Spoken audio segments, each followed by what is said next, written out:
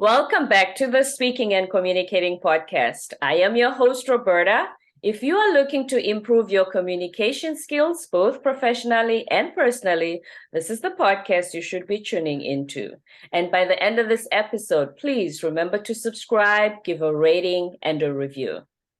Now, as we emphasize the importance of communication skills on this podcast, especially when it comes to our professional lives, we've even had guests who previously lost jobs due to not being eloquent in their communication skills. My guest today, Mike Acker, who is an executive communications coach, an author, and speaker, is here to share exactly what we can do to improve our communication skills and how this benefits us both professionally and personally. And before I go any further, please help me welcome him to the show. Hi, Mike. Hey, thank you so much, Roberta. So looking forward to talking with you and talking to your audience here and giving them some value, some stories, some inspiration, some tips, some tactics that they can take with them. We need that, especially because, as I said earlier, it seems like everybody just talks the technical, but you want to know exactly, after I finish listening to this episode, now what do I do? Absolutely. And so we want to give you some very specific things to do, but also understanding and just have some fun with it. Speaking is something all of us have to do. Speaking and growing your confidence in speaking, I tell everybody, is a universal advantage. So whether you stay at home with the kids, whether you're in a corporate office, whether you're a truck driver, whether you're Amazon delivery, whether you're office worker, insurance, financial advisor, nurse, on and on, improving your communication will help you step up that area that you're involved in. Certainly. But before we get into the nitty-gritties, would you like to tell us a little bit more about yourself? Yeah, absolutely. So my story in communication and just in life goes back to when I was a kid with a speech impediment. And so a lot of times people think, you must be a natural speaker. You get up there, you spoke to 10,000 people. Wow, you're just a natural. No. There's no such thing as naturals. There's proclivity and there's practice. There's some people who have a proclivity to it, but never put the practice in, so they never get great. And then there's some people who put a lot of practice in, and even without proclivity, they get great. Now, proclivity plus practice equals phenomenon. Now, as I was a kid, I didn't have this natural tendency. I didn't even have a proclivity towards it. My proclivity was towards not being able to be understood. There were certain letters I couldn't say and sounds that I couldn't pronounce, like "j." It came out completely different. And when I would go to speak, people would constantly say, "What did you say?" And my mom tells me, because I don't remember all of this, my mom tells me that it got so frustrating to me that I hated not being able to be understood, that I was one of the driving forces to go towards a speech therapist at 5 years old. And at 5 years old, I would work, and I was a driving factor, my mom said, towards doing my exercises and working hard on being understood. Eventually, I got to a spot where I could be understood. And suddenly I was being thrust into opportunities. And a lot of times people say this. Let me just pause right here. A lot of times people say, Okay. "Hey, you know what? If you just get out there and practice a whole bunch, you'll get better." And I say, no. That's not true. If you have a broken leg and you go walk on that broken leg, it's not going to get better. It's going to get worse. So if you actually have some brokenness in your speaking, now if you don't, that's fine. But if you have brokenness in your speaking, like my speech impediment or other huge insecurities or whatever else is happening, getting out there will actually just make it worse, and you'll fail, and then you'll feel miserable, and you'll repeat. Thankfully, I worked with somebody to get better. I had a speech therapist, a coach, working with me to get better, to be able to pronounce those sounds. Then I had opportunities, science fairs, poetry class and readings and competitions and other things. And I had a chance to work. So my story goes back to not being a natural, growing up in a small town in the United States, in Washington State, and having a chance to overcome a speech impediment. Now, right when I got comfortable, right when I'm thriving, I'm in 4th grade, I loved it. I remember it well. Some of my favorite highlights, those memories, you go, "Oh, that was so fun." My dad comes home. He was an attorney at this point in time. And he says, "I quit my job. We're moving to Mexico." So we uprooted our family. We moved to Mexico to be missionaries there to serve the poor and disenfranchised in the outskirts of a large city, Mazatlan. And when we got there, my dad and I decided to be good for me to learn the language by going to a school. I was thinking like a nice private school where people were used to Americans and some other Americans had been there. But instead, I went to an inner city, Mazatlan, Mexico school where most people had never seen a white person and most people had never met an American. They had seen them on TVs. In 1990, there was TV shows that would show up every 6 months later. Movies would show up 6 months after they came out in the United States. Now it's simultaneous. But back then, and we were away from the tourist zone. So they just never had met an American. They didn't speak English. Was the school in Spanish or in English, the lessons? Oh, all Spanish. Inner city, Mazatlan, Mexico, Spanish-speaking school. And I was long blonde, white hair, blue, gangly, awkward, buck teeth, crazy. And everybody else was dark Hispanic kids. And so I stood out in just what I looked like, how I dressed, and how I spoke. It was so bad. My fear of speaking in front of the group was so bad because every single time I got up in front of people, people laughed. And for the next couple of years, my identity changed because I watched the responses of people and they laughed when I spoke. So I thought I was a class clown. And it's so interesting. Your identity will switch. The way you perceive yourself, the way you think of yourself will switch when you see the responses to people's or to your communication with people. So I became someone other than which I was.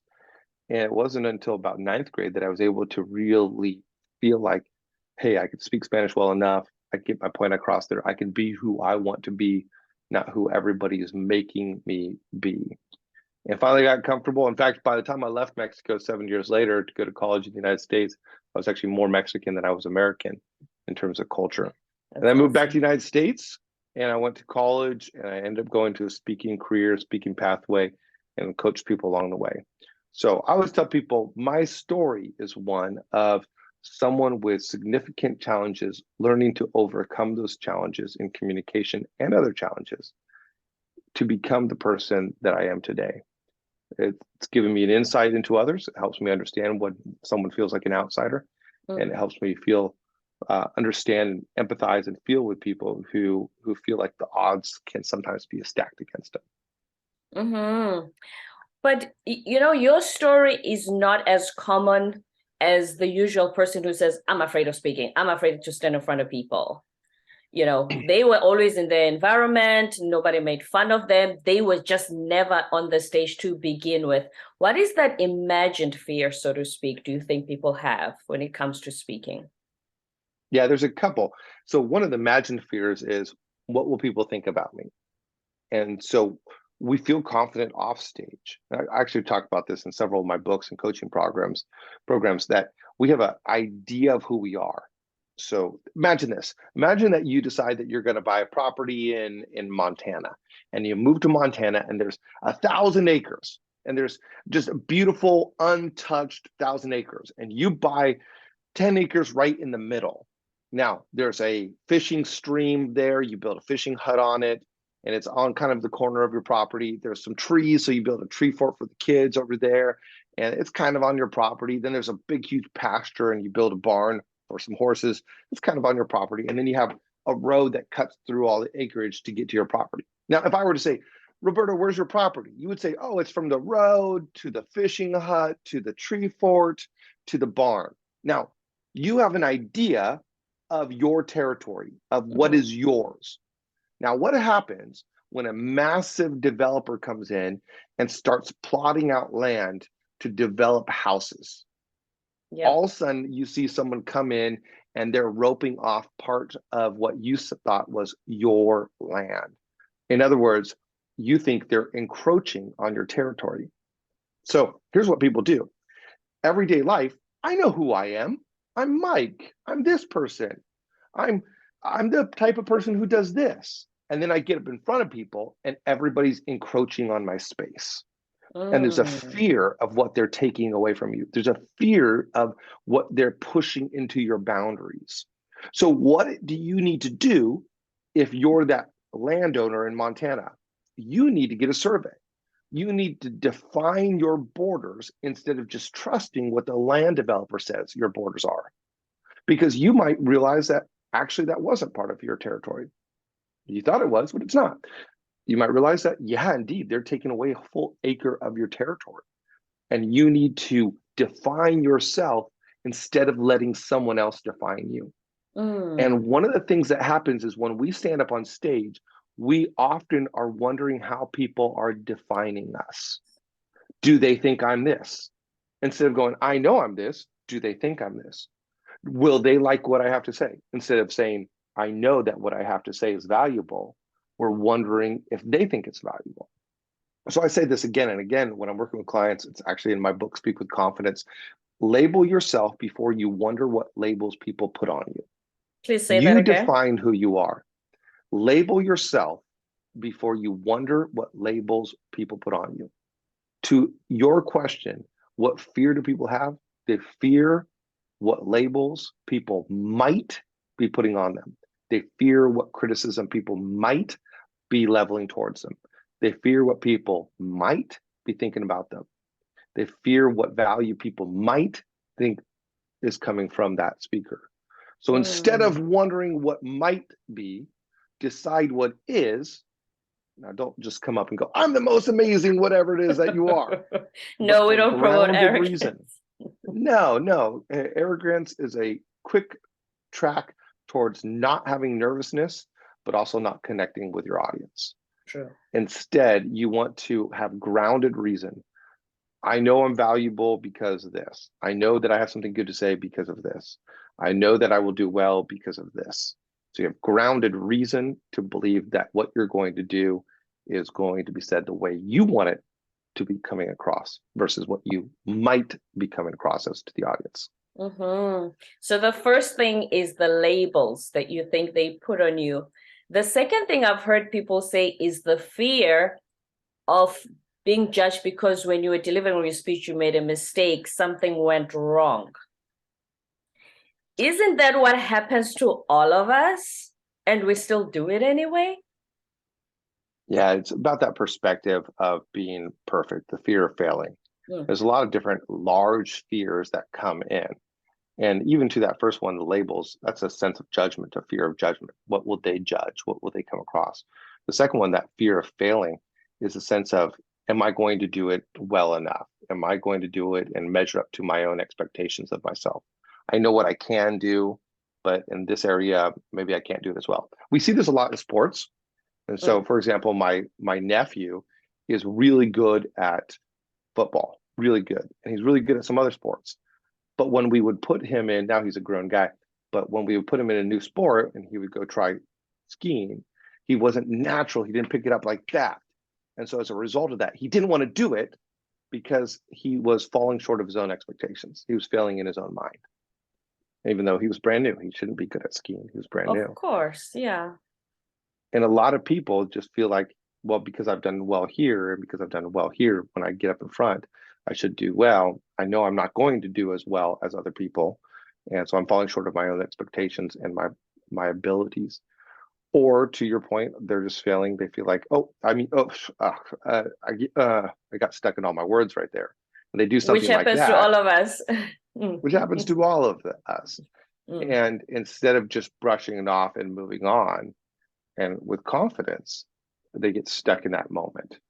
A lot of the fear and the struggles in communication comes from what you're thinking about. Have you had something when you were speaking and something goes wrong, like whether it's a technical difficulty, whether fire alarm, car alarm, something goes wrong that was unplanned, and how did you handle it?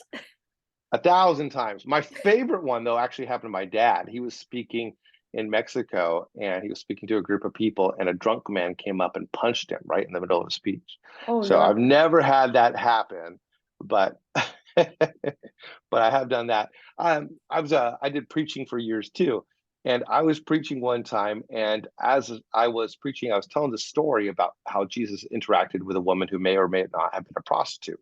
And so I said, let's just pause right here. I think there's something that we can learn, which is interesting. I usually don't think a prostitute has anything to teach me. And then I paused and I realized I was a single man. And I just said a prostitute has nothing to teach me. And I just thought about the irony and I lost the entire room. They just laughed. Everybody's coming up afterward saying, so you're super experienced, are you, Mike? And I'm like, oh my gosh, it's so embarrassing. So I just thought, in the moment, what do? I paused. I let people laugh. My dad, in his moment, he paused for a moment. He let someone else take care of it. He knew he had some guys who would help out with that situation. And then you pause, you let people respond. You embrace that moment for a moment, and then you move on. And it's just not the end of the world. Think back at the countless mistakes that you have made in so many different areas. In my first book, I write about 7 strategies to overcome fear. Right. And one of them is imagine the worst. And a lot of times people imagine the best and they're setting themselves up for failure. They're like, okay, I'm going to be there. Everybody's going to be paying attention. I'm going to deliver it. This is going to go well. And they're trying to psych themselves up. I tell people, yeah, believe the best. Absolutely. Work and practice and get there. But here's what you want to do. You want to practice not in a sterile environment. You want to practice in a dirty environment. Why is it that when my team practiced, we practiced outside soccer? Because that's where we were playing, in dirty fields. We didn't practice indoor clean. We practiced outdoor because that's where we were playing. In your performance, in your practice dirty. Practice like everybody's making noise. Imagine the worst. Imagine you're there and you're going into the conference room and everybody's on their phone, nobody's paying attention, and you're delivering. Now practice like your alarm goes off and set an alarm right in the middle of it and just keep on talking over the alarm. Practice dirty. Now, what happens is you are now ready to perform if the situation gets messy. A lot of people practice to a sterile room and they're like, okay, here I am giving my speech and here I am giving my speech. Well, then that's not real environment. But when you practice dirty and dirty things happen, like someone punches you or you say something that is awful or or a car alarm goes off. I've had all kinds. I had a fire alarm. I had a fire start on stage one time. Wow. In the middle of a wedding that I was doing. So what do? Well, if you're only used to sterile environments, you're going to panic. But if you can put yourself in the spot, like, hey, things are going to go wrong. This might happen. And then you practice right when your heart is elevated and you're thinking about these things and you're imagining it. Then when you show up and people are actually paying attention, you're pleasantly surprised. Exactly, because you practice for the worst. Isn't that how we prepare for life? You say prepare for the worst. And then you find that life exceeds your expectations, so to speak, which is much more pleasant than thinking everything's going to go smoothly and then you get disappointed and you're not prepared. Believe the best, prepare for the worst. And in other words, believe that you are going to rock it, that you are going to bring value, but prepare as if right now a dog's going to come in and start barking in the middle of the podcast. So what would I do if our dog was at home right now? I have my mouse hovering over the mute board and I would quickly touch that, let Roberta take over while I would quickly deal with the situation. So I'm prepared, even though I'm believing that's not, that I'm coming and it's going to be good and all that. Right. Now, you said you coach people on their sales skills and also their careers. First, let's talk about the sales. We always say that we love to buy, but we don't want to be sold to, which makes it very hard for the person who's in the sales job because we don't want to listen to them, right? How do you coach someone in sales to be confident, to communicate to the potential customers so that hopefully they get the sales that they're looking for? Yeah, there's so much to it. First of all, I tell people, how are you helping people? Any speech, any sales has to come down to how are you helping people? And if you don't believe that what you are selling helps people, then you probably need to switch over to doing something else. And I was in corporate sales and consultative sales for a long time, and we sold medical devices and vaccines and things like that. And I would sell the things that I really liked. I mean, I had how many SKUs did we have? We had like 200,000 SKUs. We were a distributor. And so we had lots to sell. I didn't sell every single thing. I sold the things that I really believed in and brought those out. Those were the ones that I highlighted. I knew how they helped the people that I was selling them to. So Mm-hmm. find out how what you have helps people. One of the things I like to do in podcast interviews is to promote my book, Speak with Confidence. I spent 3 years working on it. I've walked hundreds of people through it individually and thousands of people through it in workshops and more. I know it helps people. So I can Right. confidently say, buy my book because it will help you. So how are you helping people? And often we think how they're helping us, and people read through that. But if I go and I say, I got this gadget and it's going to help you by eliminating this, and you can really find out what it is that it helps them in, then that's a great starting point. Then the second starting point is to find the gap. In communication, we often think that if you're a good talker, then you're a good salesperson. No, no, no. If you're a good listener, you can Mm. be a good salesperson. And you want to find the gap. So if I'm selling a gadget right now to Roberta, and we jump on and I say, Roberta, how are you doing? Roberta says, I'm doing great. Thanks, Mike. How are you doing? and then I go, good. And then here's the gadget. You need to buy it because it's going to help you here, here, here, here, here, here, here, here, here, here, here, here. Roberta goes, oh man, he doesn't Did even you know what I even need. ask what I'm going through?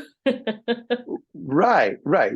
I talked and maybe I spoke eloquently Mm. and maybe I impressed you, but I didn't impact you. But if instead I go, Roberta, how are you doing today? We build that rapport, classic. Mhm.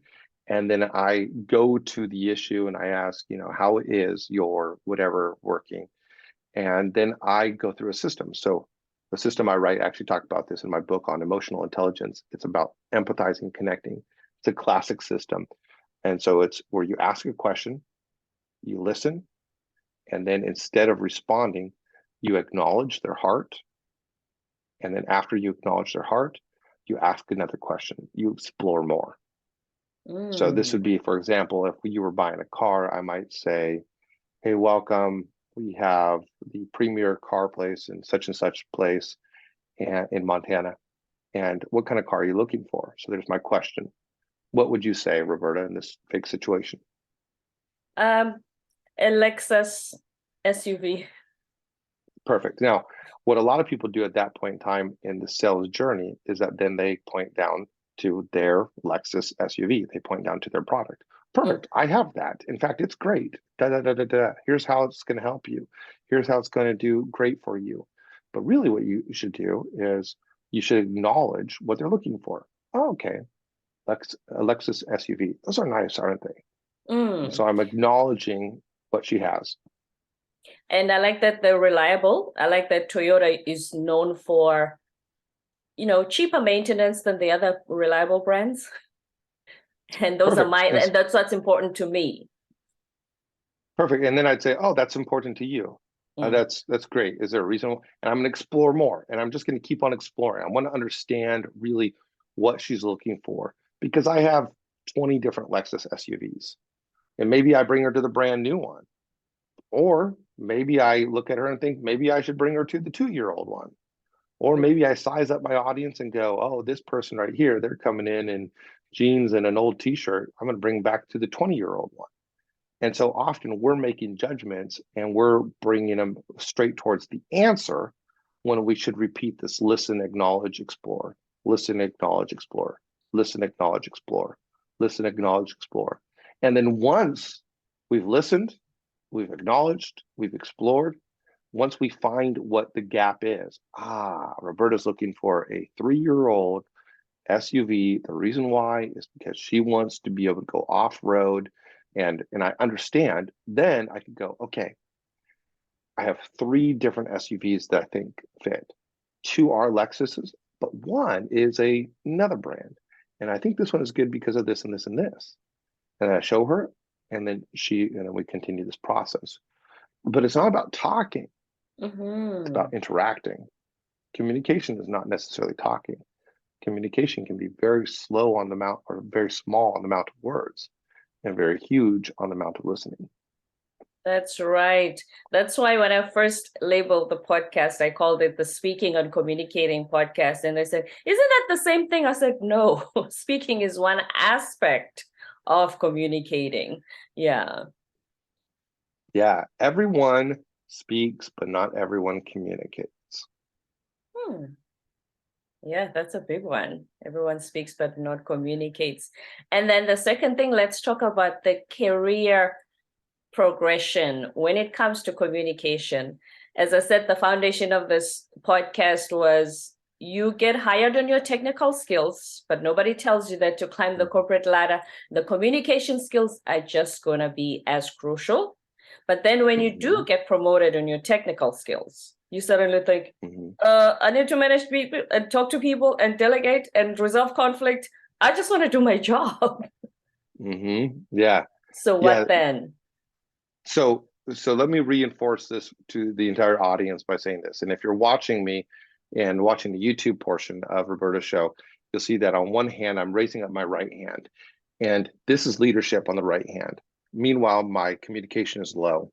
If my leadership is high, my hand is up, and my communication is low, my left hand is down, then my leadership will actually be brought low because my communication is low. In other words, if your leadership is high, but your communication low, it will bring down your perceived leadership. People will think less of you as a leader. Now, let's raise up the communication hand. My left hand is up, but my right hand is down. Communication is up, leadership is down. If your communication is up, but your leadership is not, if you're a great speaker, but you're not a great leader, people will actually perceive that your leadership is higher. Isn't that incredible? If your leadership is high, you can get things done through people, but your ability to speak is low, it will bring down your perceived leadership and you will not advance your career as high as you could. However, if your communication, if your public speaking ability is high, even if your leadership is low, it will bring up your perceived leadership and you will get opportunities merely because you can talk the talk. We've all seen that. Right. The person who is great at speaking and communicating, connecting with people, but can't do jack squat. We're like, why is that person the leader? Well, because they can communicate. Yes. Meanwhile, we watch someone else and we're like, I can get things done and one-on-one, I can lead people. Why am I not climbing the ladder? Because your communication is lacking. But when you have great communication and you great ability to get things done, that's when you become the CEO of the company called Apple. That's when you become the CEO that you respect and admire. That's when you go, executive presence.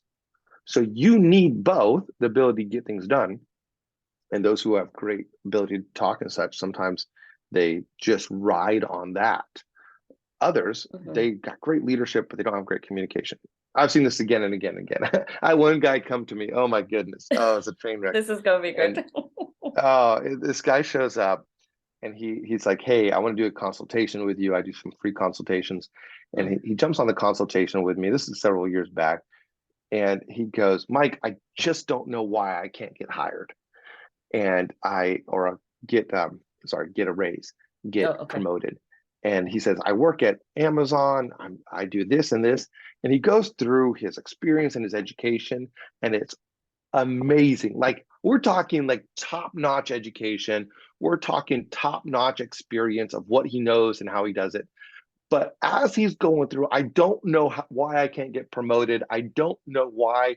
I'm thinking to myself, I don't know why they keep you. His communication was awful. So let me just emulate a little bit of this, okay? So first of all, he's leaning far back in something. He's on a call with a professional coach. I'm dressed up. I always have a collar on. And he's leaning back. He's just kind of talking over here. He's muffling. He's eating chips. I mean, the guy just looked like a total slob. He's repeating himself over and over again. He's complaining. He's whining. It's just, I'm like, dude, I mean, how did you even get the job? No, I said, I don't think I'm the guy for you. Because for him, I said, are you aware of some things? And he goes, well, some people said this. It was just so crazy. Now, I've had other people come in, not as bad as that, but they were oblivious to some of the things that they did in communication and how they came across. And I pointed it out to them. I said, do you realize that when you're looking around or when you're speaking, you look around and you never look at me? He goes, no, I didn't. And I was working one person, high politician, and every single time she was asked a question, she would get lost in her own train of thought and she would look up like this. And it just looked like she had no idea what she was talking about. So we worked on their communication, their nonverbals, their verbals. We looked on their physicality of their nonverbals, the tonality of their nonverbals. And as we worked with this, they got to a spot where they had an awareness, they have a path for improvement. And then often what happens is I'm working with somebody, they'll have a promotion mid-program. I've seen it again and again happen where I was working with one guy, I'll just call him E, and he comes in super nervous. He would actually turn off the Zoom camera at times, pretend the Zoom lost contact, lost Wi-Fi, that his computer crashed just because his nervousness was so high. We worked on getting him confidence, changing the way he thought, helping him understand his identity as a speaker. In that, he got promoted, and then because his leg, going back to the analogy of the broken leg, because it was set, he was able to start walking on it more and more, to the point where he started asking for every opportunity to speak. So he went from one area where he got paid less, to work on his communication, be aware of what he was doing, changing it, overcoming insecurity, gaining confidence, getting promoted and speaking all through the entire organization, which is super well known. And then so much so that they reached out to me to work with some of their other team members. So when you improve your communication and you already have that leadership, that technical ability, the ability to get things done, man, it is amazing to see how far you can go. That's right. That awareness part, though, isn't that something that also leaders can bring to the attention of their subordinates, especially during performance? It doesn't have to wait for performance appraisals, but, we've had stories of where a leader would say, just before you leave his office, he'd say, Mike, say you ask him and you say, what can I do to do better? And he'd say, Mike, you could be more confident. When you leave that office, do you know exactly what to do if that's the feedback you receive? No, in fact, people reach out to me at that point in time and go, my boss told me I need to be a better communicator, more confident. What do I do? Because if I said, Roberto, where do you live? And you said, I live on Earth, that doesn't help me at all. Like, okay, great. But if I said, I live in Seattle, Washington, or Fairhope, Alabama, it's like, oh, okay. Now, you don't know exactly where my house is. You haven't pinpointed it down. It's not about that. But now I've given you a way, an anchor to understand where I'm from or where I live. When you say confidence in communication, when you say, yeah, Mike, you need to be a better communicator. Cool.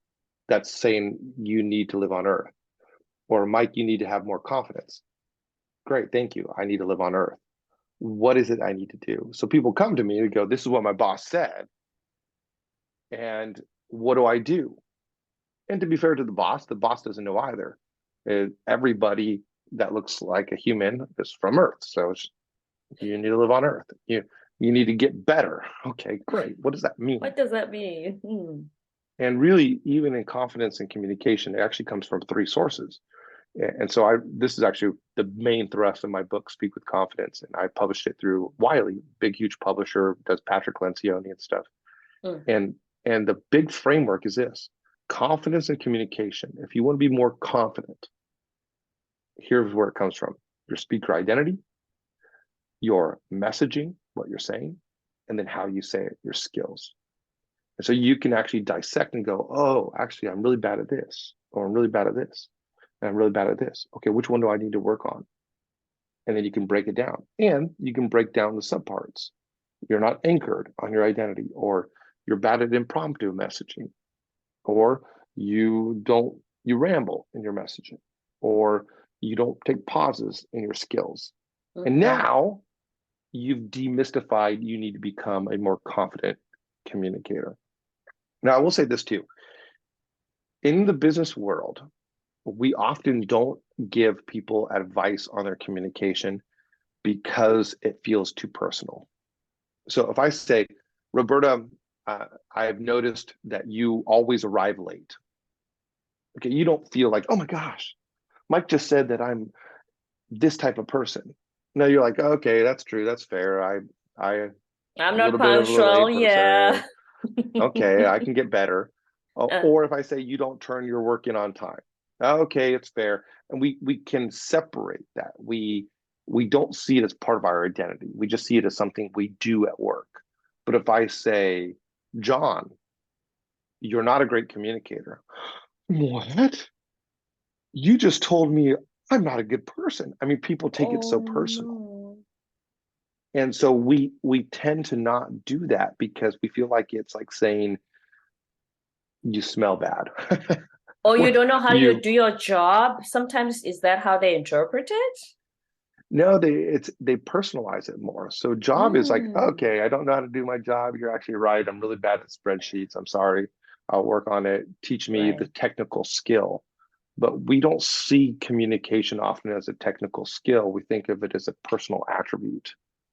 And we see ourselves, we have a way that we see ourselves, and someone just took a huge chunk out of that territory. And so Mm, the person giving the feedback often doesn't say it. And the person receiving it often sees it that way. Now, I know this very personally because I've trained lots of communicators, and nowadays I have different ways I do it. But early on, when I was 20 something, I had got into a spot where I was speaking in front of large groups. And I know I'm not a 10 in communication. I know I'm not everybody's cup of tea. And I know that. I'm okay with that. I know nobody what I'm good is. at. I know Mm, what I'm bad at. However, at this point in time, I knew my skill set and I knew this person's skill set. He was one of my employees. And I just went straight to it. And I said, look, you're not going to advance because your ability to communicate is really poor and you need to work on it. And I've told you some different things that you could do, kind of passive aggressively. You could do this, and you've done none of them. As a result of that, I'm taking you away from any opportunity currently to speak because you're not doing it well. And oh my gosh, it devastated this 26-year-old, devastated him. Like it, I mean, like tears, and it was because it's personal. mm. And in some ways, he's a great communicator, right? Great relationship with his wife, amazing communication there, but he can't separate it from a skill that he was doing. And as a result of that, he never did anything about it. Now, I could have done something different. I could have been better about it. But you can see why bosses shy away from saying something. Yeah, it's a very thin line to toe. I can understand why. Yeah. And obviously, a Yeah, lot of them have never even been coached on how to give feedback in the way that it's supposed to be given and received by the right, subordinate. Yes. right. So instead of giving him, hey, you need to live on Earth, if I had said, and you're a bad Earthling, you need to be a better Earthling. Well, what kind of feedback is that? If I could have said, look, I've been listening to you speak, and here's something that you need to do better. You need to use higher tone and then show him how to use it, or lower tone, or whatever it was that you need to work on. Now I gave him one specific thing. So then he comes back and I'm working on it with him. He's doing it. And I said, yeah, you did here. And I'm giving him something measurable, or you need to have 3 points instead of 15 points. Mm, Oh, okay. You need every single time you go in to speak, you need to write out what is the one thing you want to make sure they walk away with. Oh, okay. And so I'm giving them very specific things. Or before you go speak, I wanted you to make sure that you stand and talk with 3 people and you understand the needs of that person. Oh, okay. Now I'm giving very specifics, all things that help in the speaking. Now he's going, that's a technical thing that I can do, instead of, oh my gosh, I'm a bad communicator. I'm a bad person. mm. I'm just not as good as everybody else. That is amazing. What a confidence killer, huh? Especially in the Right. way And so that they bosses say, don't do it. I would tell people that this again and again, Roberta, that the business communication in America, the bar for business communication is extremely, extremely, extremely low. And it's because we're afraid to receive that feedback and we're afraid to give that feedback. And we don't help people. And as a result of that, a lot of people are here. So by just improving your communication a little bit and getting below that bar, and right now. Imagine like the bar at like 20% of 100% scale. Mm. And most people are down there. Now, some people are just awful communicators, so they're like a 5 or a 10, like that one guy I told you from Amazon, just awful. But most people in the business world are around the 20%. Mm. But what that means is if you're around 20%, you're average. So You're like you most should feel people. right, which should take away some of the nervousness because everybody else is as bad as you. It's Yeah, true. if you improve one step at a time. I mean, think about, let's go with weight. So Mm. let's say that that if you look at all Americans, and there's all kinds of charts, so I don't know what they are. Let's just pretend that every American is, or 80% of Americans are 50 pounds over what they should be. Okay. Okay. Now, if you are also 50 pounds over what you should be, you're average. You're the average American. So let's say that you lower it down to 40% over, or 40 pounds over what you should be. Hey, you're in better shape than most people. Let's get you down to 20 pounds overweight than what you should be. You're in pretty darn good shape. Then But you get down, they're gonna call you one of the top 1% in the weight yeah, scale. right. So Yeah. then you get down to actually like a good, good healthy weight that the doctors say, and now your top fitness. Okay, let's go back and translate that over to the speaking. Mm. Most people are 20. So if you get to 30, you're better than most people. If you're 40, you're a lot better than most people. If you significantly work on your communication and you get to a 60 or 70, which is pretty darn good, you will see that whole thing I said about leadership and communication go hand in hand. Mm-hmm. And if you, like Steve Jobs, can get your communication to that top 90 and you have ability to get things done, I mean, really, the sky's the limit. Conquered the world, literally, like he did. That's Now, right. Mike, before you go, please give us one last words of wisdom on how, if we want to improve our communication skills, especially in the workplace, or if we want to get over the nerves, if we're thinking of speaking, what is it that we can do after we listen to this episode? Well, I want to say you can buy my book, Speak with Confidence, For because that will sure, do it. yes, please. Actually, you can introduce all three. I'm going to put them on the show notes as well. Yeah. But because there's so much. But here, let me give you a mindset change, and then let me give you something very practical to start doing. First of all, where you are is not where you have to stay. So if you're at 20 or 15 or 40, you don't have to stay there. That you can get better. I mean, I see it again and again and again and again, that where you are is not where you have to stay. I had a friend who was on the cover of People magazine for losing 170 pounds.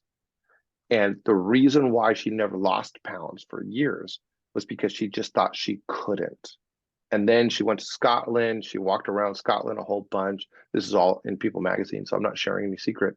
Mm-hmm. And she didn't eat processed food, and she lost 30 pounds. And she got, oh my gosh, it's possible. And she went on to do amazing. So where you are is not where you have to stay. What is one thing you can do better besides buying the book is pause. One of the number one things that people need to do is just learn how to pause. I was working with an executive group in California. One of the founders said, what is your number one thing that you tell people to do? And I said, pause. Pause. It lets people lean in, allows you to gather your thoughts, allows you to remember what you're doing, allows you to cut off rambling, and on and on. Mm-hmm. Pause. And especially, we always say you've recited your speech and practiced it for however many times. The audience is hearing it for the first time. Give them time to digest by pausing. Mm-hmm. Yes.